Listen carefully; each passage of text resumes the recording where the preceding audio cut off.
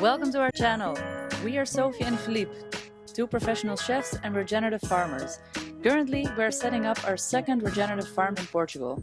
On this channel, we take you along on the farm's development and we show you how we grow, cook and preserve nutrient-dense, regeneratively grown food. In a time where the food we're eating is literally killing us, the most powerful and impactful action one could take is to consume clean and delicious food. Let's grow it, let's cook it, let's do it. It's official, spring is here. I'm loving every minute of it. I love that feeling when life is erupting. I can hear the bees, I can hear the birds singing. There's just one quite big downside currently, and that is that the pine trees are also emitting all their pollen, and apparently I'm slightly allergic to that. So I've got some puffy eyes going. I'm even more nasal than that I usually sound, so I do apologize. Bear with me, please. In this episode, I'm going to show you what we've done on the farm. We have not been sitting still, we've been really busy, and I'm excited to show all the upgrades and how we're progressing to our ultimate design of this farm. Of course, we're also going to be spending some time in the kitchen together. What more can I say? There's also a bit of sad news in here, unfortunately. That's just part of farm life. So yeah, let's go. Before we get into all the other improvements on the farm, we unfortunately need to dive straight into our sad news. Earlier this week, we went to check on one of our pregnant ewes and discovered she had two stillborns. One was not fully developed and the other looked fine, but unfortunately was born dead. Oh shit. Death on the farm is a true tragedy, and this was actually our first experience with stillborns. We opt for natural births on our farm as we want to promote strong genetics in our flock, which can survive without minimal human intervention. We do of course intervene if we notice a birth is not going well and it is in our reach to prevent a death or any necessary suffering for the mother. We don't, however, go and check in the night, for instance. My mother heart truly felt for the mother sheep, as she was quite sad for the first 2 days, but fortunately looked better on day 3 and she is now with the herd again, eating and looking calm and content. Sorry to start this episode off with this sad development, but this is unfortunately also part of homestead/farm life, and not showing it, we find, would be a little disingenuous.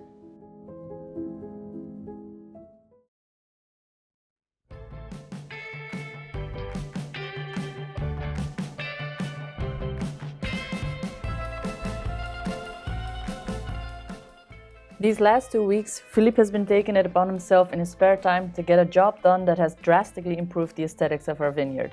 Having the farm function properly, of course, is priority number 1, but the importance of aesthetics should not be underestimated. The old vineyard had some horrid looking poles in them, which with a lot of elbow grease and perseverance were removed by hand by Philippe and later also by Lottie. In total, Philippe removed around 45 poles and I could not be happier about it. Here are some before and after shots to see the difference.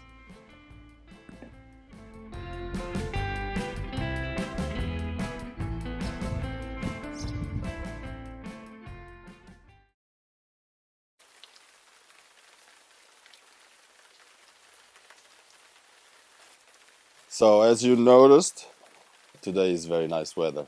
It's freezing outside, it's raining, it's wet, it's swampy, it's everything. So today we're gonna work inside and we received these new feeders for the chickens. The old ones are completely broken, but we need to do some little adjustment to it for our needs. So I need to put a handle on them so that I can put them down and take them out of the broiler pens. So I'm using these old metal rods. I'm gonna bend them into a handle shape and then I'm gonna weld the feet on it and attach them to the feeders. So let's go do this.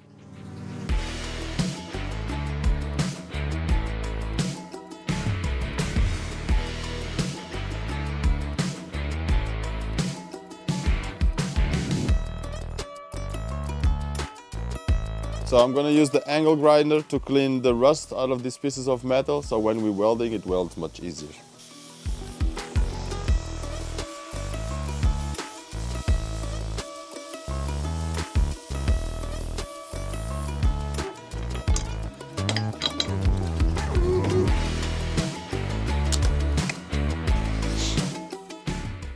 Great, central Portugal.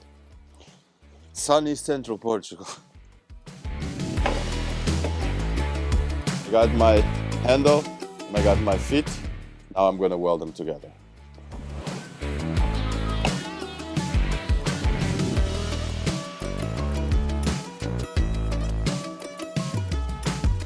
So I got my welding machine out, and now we're gonna weld the feet into the handle.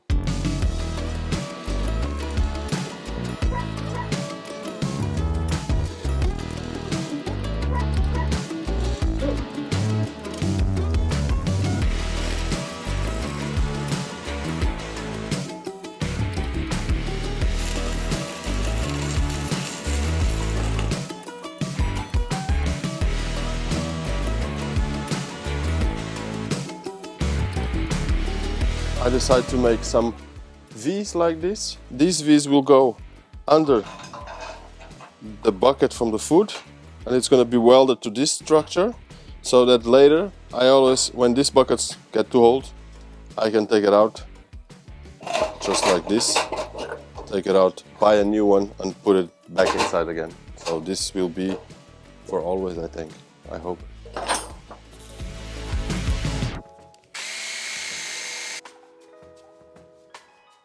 We finished. Let's go check the chickens.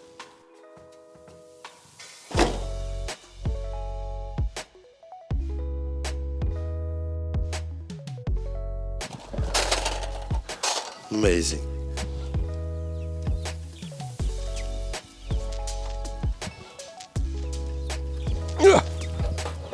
Garbage.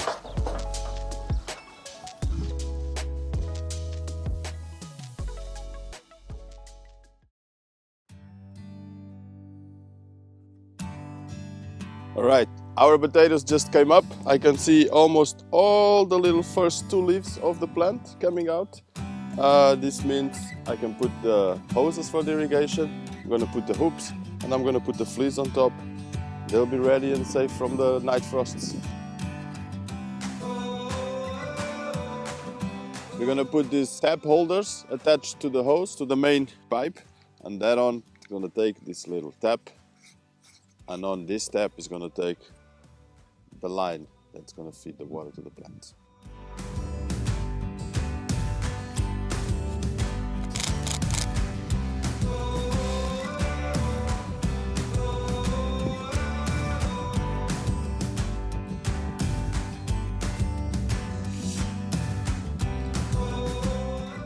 Come on over, baby.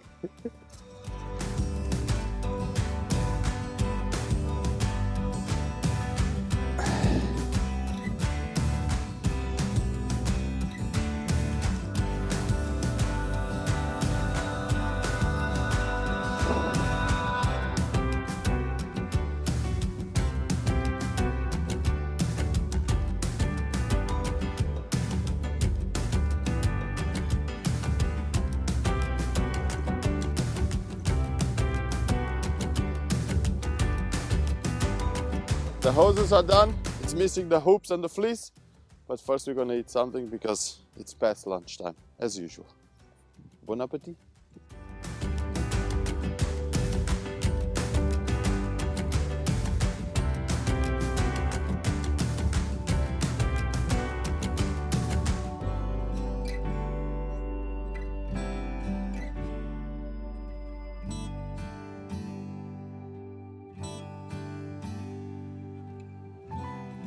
Okay, the potatoes are done. We put the irrigation, we put the hoops, we put the fleece, and now they're ready.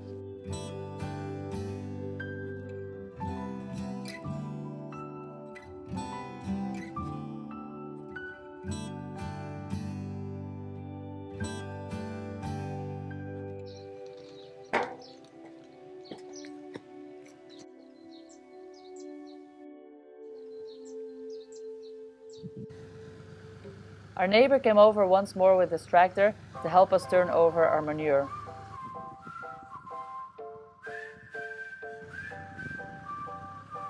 In order to decompose, oxygen is needed, and since there is little structure left in this enormous pile, it is of essence to turn it over every now and then to make sure that the right microbiology is forming.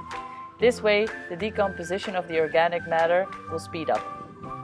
The manure will be used for further fertilization of our compost heaps and to add nutrients to our beds in our market gardens.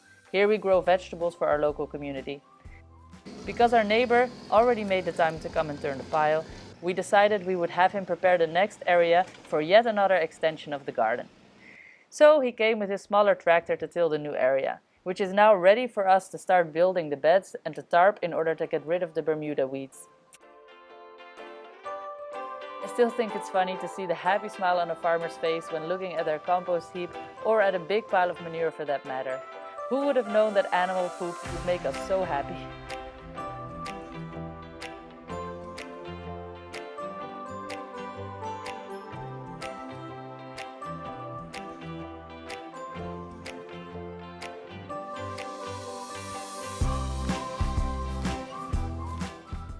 Time for lunch.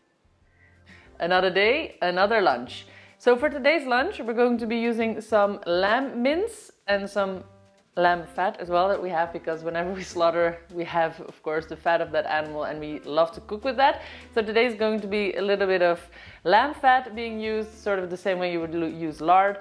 And we're going to make minced meatballs. We're going to use some foraged mushrooms that the kids and I dehydrated last autumn.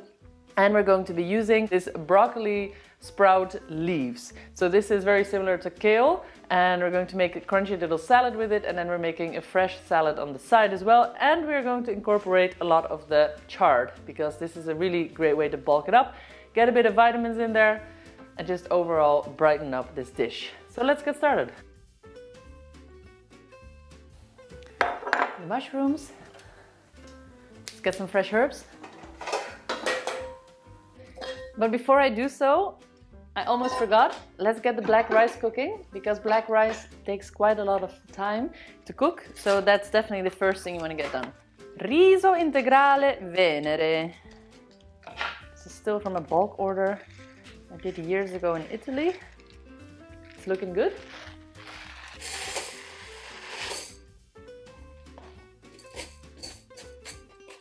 I'm not gonna lie, a rice cooker is just one of the best investments out there in the kitchen, because it just allows you to pop on some rice, forget about it, and then it's gonna be done in about like half an hour. So this is probably gonna take about 40 minutes.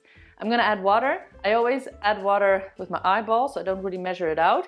But with this rice, I would do twice the amount of volume for the amount of rice, and that is going to translate into about 1.5 kootje of finger. I know that's very strange to say, but that's how I measure my rice.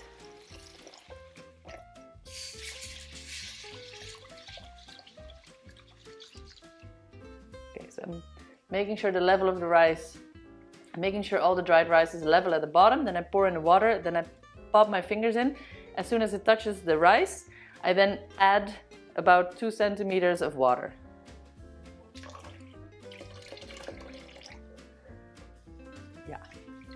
Okay, this is practice. Practice makes perfect, but in this case, 2 cups of water for 1 cup of rice. I'm gonna add a little bit of salt. I'm always huffing and puffing around in this kitchen. I'm gonna put about 1 teaspoon of salt in here, maybe a tiny bit more. Swirl that around a little, make sure the rice is flat again. Pop on the lid, turn it on.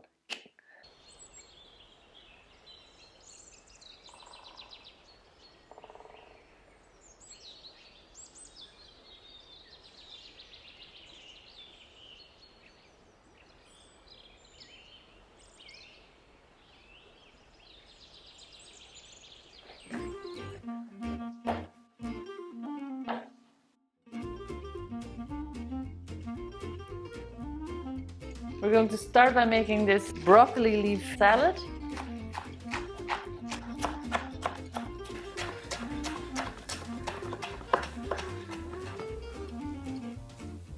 So I've done a bit of the pre-kneading with my hands, and now I'm in the pestle and mortar. I have already a bit of pepper here. I'm just going to add it, and then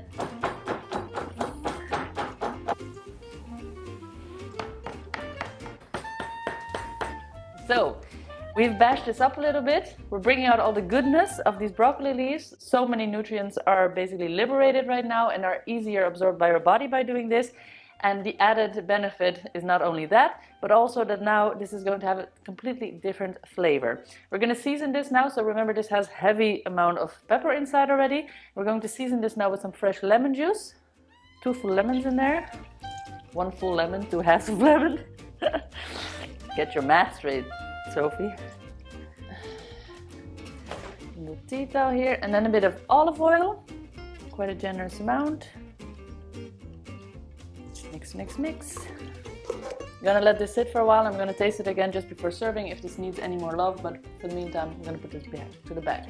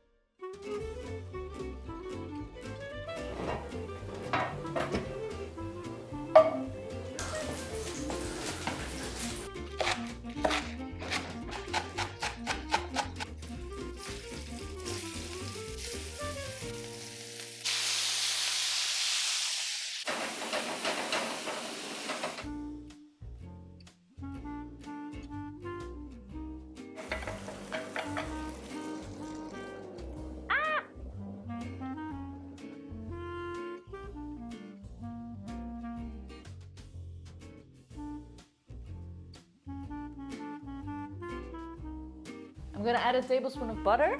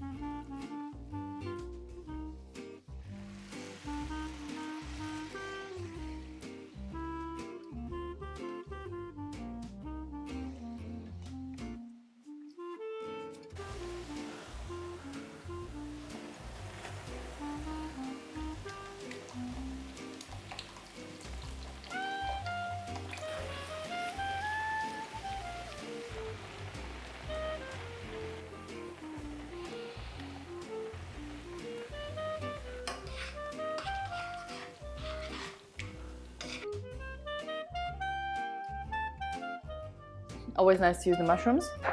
Time for a little cleanup. I'm gonna make the salad and then we're ready to eat.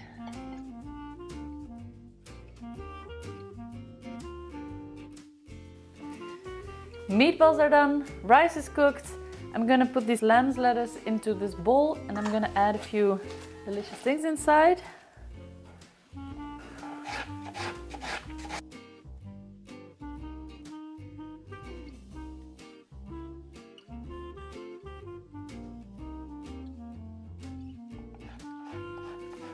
Bit of olive oil. I've got some red wine vinegar from somebody here locally, very nice. Add a little bit of fine salt.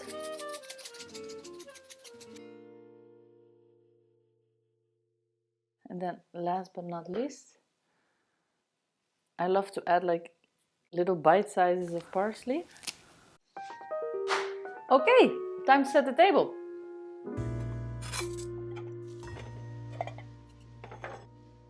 Good things come to those who wait. That's what they say. But I've been waiting far too long for some good to come my way. It's always one step forward, two steps back, but I won't let it get me down. 'Cause I'm still here and I know this year some good's gonna come around. Somewhere the sun is shining, somewhere the day is new. There's a place where flowers bloom, where every bird is singing their tune. And someday, oh someday I'll be there too. things come to those who wait. And I don't mean to sound cliche, but I'll keep waiting as long as I need for some good to come my way. Tomato time! Alright, so decision day. We've made up our minds. We've been growing tomatoes successfully both for eating as well as seed for many years, so we have our own system set up which has always served us well, but we have decided to do this experiment to see if this mob seeding here in the raised bed and then transplanting would work better than our normal system, which is transplanting them into little pots after we've seeded them in trays. We had a little dilemma because they were growing faster than we had expected. So what we have decided to do now is to just take the leap and plant them downstairs in the tunnel already. It's basically slightly too cold still there, but these ones are growing so fast that the transplanting them later on will just hurt the root system, and like this they'll just have more time to recoup because we are about to shock these babies. Right, we're gonna dig them out, try to keep as much of the root intact as possible, and then we'll transplant them down in the tunnel. Wish us luck. While I was cooking, Lottie and Philippe had prepared a tomato bed in the tunnel. Here we are planting our heirloom and salad varieties. The determinate tomatoes for sauce making will be seeded now in April.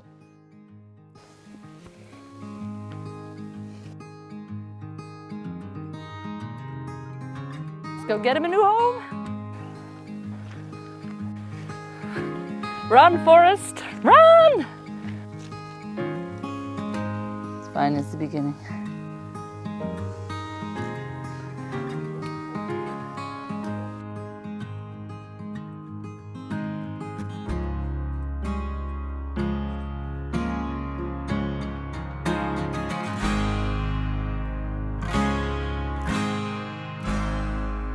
All right, that's it. They're in the ground. They're looking a little sad now. That was to be expected because, they of course suffered a little.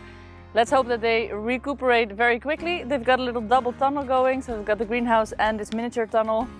I'm confident that this is gonna work out. Otherwise, we have the backups. All right, that concludes this episode. I hope that you enjoyed it. As you can tell, a lot going on as always. I'm looking forward to seeing you guys on next week's episode. In the meantime, if you want to get even more updates, I highly recommend you sign up for our newsletter. I'll leave the link below, and on our website you can find other interesting free resources if you want to grow, cook or preserve nutrient-dense and delicious food. See you on the next one, The Farming Chefs. Peace out.